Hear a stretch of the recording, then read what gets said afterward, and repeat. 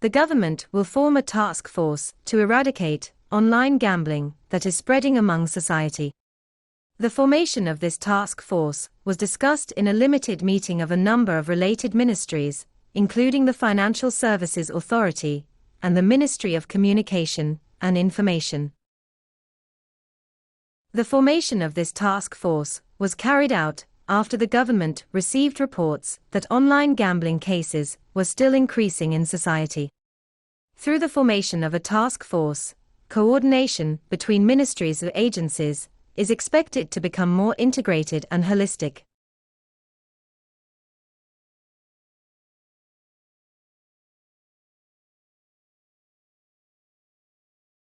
For information, according to data from the Ministry of Communication and Information, the circulation of money from online gambling transactions reaches almost trillions of rupiah per day.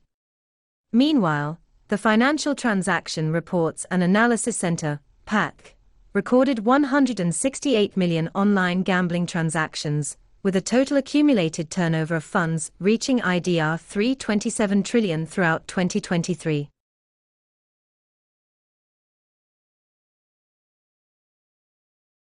Prabowo Gibran legally became president and vice president for 2024 to 2029 after the Constitutional Court rejected the lawsuit from candidate pairs 01 and 03 regarding the dispute over the 2024 presidential election.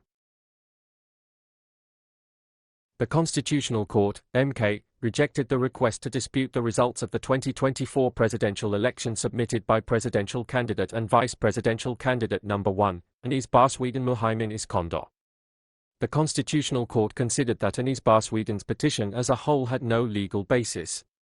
One of the arguments for Anies Muhaimin's petition which was rejected by the Constitutional Court was the alleged involvement of a number of ministers and state officials in winning the presidential vice presidential candidate number 2, Prabowo Subianto Gibran Rakabuming Raka.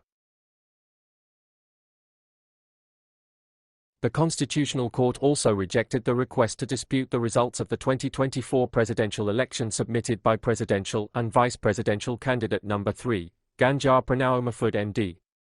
The contents of the judgment considerations were deemed to be read out because they had many similarities with the judgment considerations in the Anies Baswedan Muhaimin Iskandar lawsuit, which had been rejected by the MK moments before.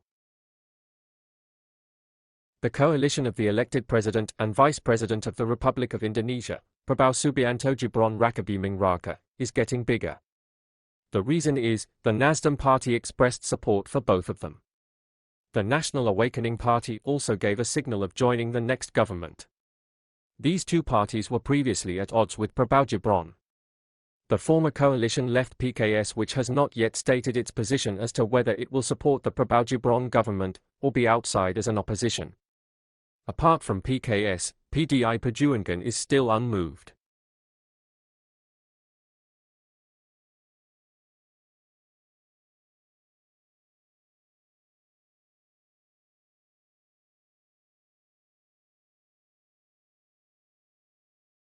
The Ministry of Transportation has decided that only 17 airports will have international airport status from the original 34.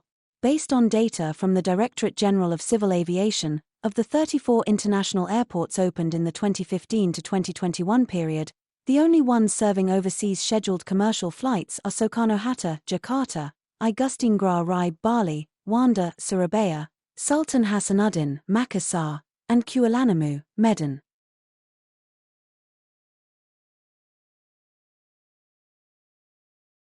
Responding to this decision, PT Angkasa Pura Indonesia assessed that the government's reduction in the number of international airports would actually make air connectivity run more efficiently and effectively. There are many airports with international status, but there have been no international flights for a long time, or there are international flights with a frequency of only 2 to 3 times a week.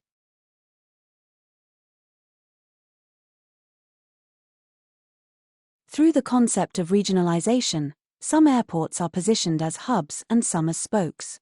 In the future, airports that no longer have international status do not mean they will be difficult to access for international passengers, tourists, but through this pattern we can build good connectivity from hub airports to all regions of Indonesia.